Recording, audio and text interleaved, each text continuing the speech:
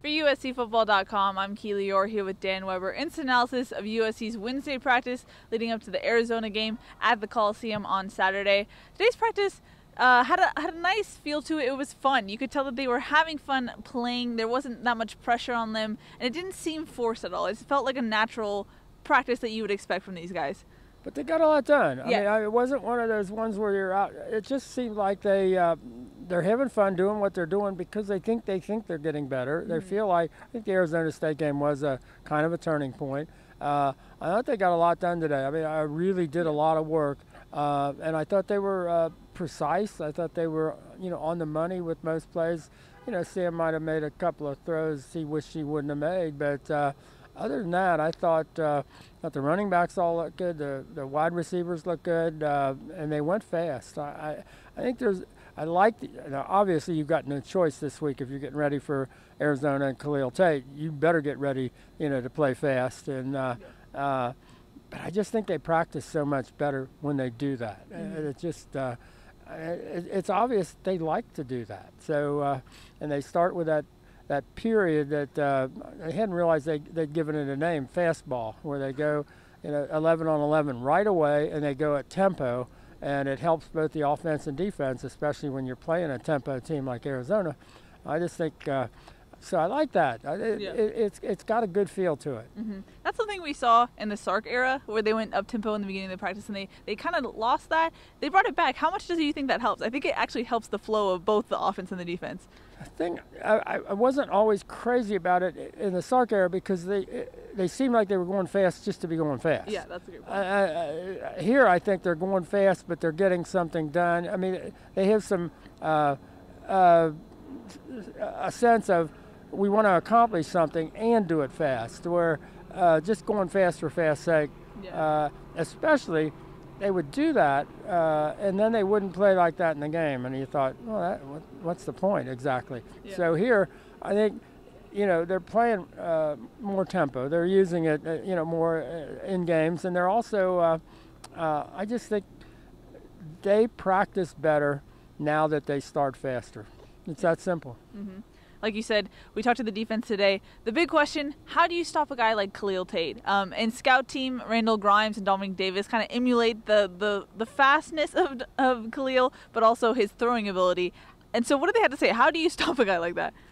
Well, you stay in your lanes. Everybody does his job. You tackle well. They have done, a few different things in tackling. They've done more with the really quick backs and little drills where, they'll stop and start and change directions and all that. And against, say, three defenders, and everybody has to stay in their lane. Everybody has to, not over-pursue, overrun the play. I think they're getting there. I'm not sure as well as Khalil Tate's playing. I don't know if you can possibly, get ready for him, although, Clay gave really high praise to Dominic Davis, who's not a quarterback, hasn't been one, but he's got that, 10-3, 10-4 speed. And Clay said he really gave him a good look. So that's important, that you do have somebody that can give you that look. I know Jordan Iosefa's saying it's like having a quarterback who can run the ball like Rojo or Stephen Carr. And he said, we're kind of used to playing against those guys, but that's who this guy is. What you mentioned, the gap control assignment sound, that's kind of what we heard the issue was against Notre Dame. Of course, Brendan Wimbush is kind of similar to Khalil Tate. Is it concerning at all that USC is going to face another quarterback like that could arguably be better? Yeah, I think he's better in most every way you can measure him. But, again, they just didn't show up at Notre Dame. They weren't ready to play. They didn't do anything right. So this team has proven that they can go from one extreme to the other, very quickly. And it's all about, where are their heads? What frame of mind are they in? I think Clay just talked about one of the things you got to do is get off to a good start. And, again, they buried themselves with their start at Notre Dame. Get off to a good start at Notre Dame, maybe that's a completely different game. So they flipped it completely at Arizona State. They obviously have to flip it here and make Arizona play with the pressure of trying to keep up. And I think they understand, how that works. As far as injury updates go, there were no real updates today. Porter Gustin was still out. We saw a little bit more of Stephen Mitchell, but he seems like he would still play. It's kind of like Deontay Burnett's shoulder injury. Stephen Carr got more work today, and then Josh Fatu is still kind of limited, but he seems like a gamer. He will play in the game. Yeah, I think Josh looks better. Yeah. I think he's ready to. I think the limitations may be just they don't want to take a chance and push him too far. But he was in there right away at the start of practice. I think Stephen Carr coming back today after yesterday is a really good sign. Mm-hmm. Okay, so I think that's good. We didn't get to see Vavai do a lot, but he's out there. Was in pads today. He doesn't have anything on his knee, no brace or anything. Mm-hmm. It just some pain issues, although I thought Ced Ware had a really good practice. He knows he's going to get a chance, and he did a lot of good things. One of the things we found out, though, is that Bubba Bolden is out sick, we're told. So he, second straight day that he hasn't been here. I think everybody kind of missed the fact that he wasn't here yesterday. Yeah. But this is the second day in a row he's not here. So. And unfortunately, we understood he was kind of, going to have a chance to do some things against, Khalil Tate. So we'll see. It doesn't look real good right now. Mm-hmm. And like you mentioned, Vi was doing some rehabbing. Also, Imam Marshall was doing a lot of rehabbing today. Had a brace on his knee. How far do you think he's out from returning? Not this week. I'd be really shocked. I know Clay went down and watched him work with Russ Romano, the trainer, but I don't think the knee's ready. Will be ready this week. I think I'd be pushing it a little bit against this team.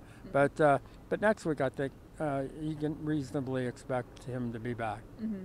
Given what the Pac-12 South standings are right now, this is basically for the Pac-12 South, USC, Arizona. Given the stakes, how do you think USC will come up to play? I know we don't like predicting at this point of the season, but what do you think?